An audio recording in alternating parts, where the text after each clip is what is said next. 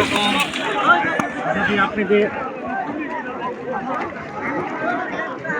দেখাতে চাই, দেখেন সাদা কালো অনেক পাথর আছে। হ্যাঁ, এই পাথরটা অনেক বড়, দেখতে সুন্দর। আসলে এখানে আপনারা না আসলে কেউ বুঝতে পারবেন না, অনেক সুন্দর সুন্দর পাথর এখানে আছে। বিকেলে যাবো না, বিকেলে যাবো না।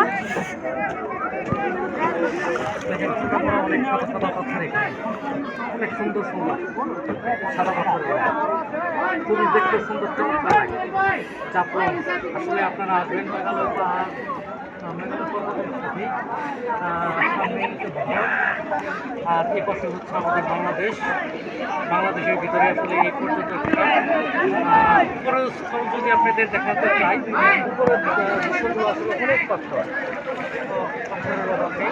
আসলে আপনাদের আমি সাগরের নদী থেকেই আমি দেখালাম আপনাদের এই পাথরগুলো। ধন্যবাদ, ভালো থাকবেন।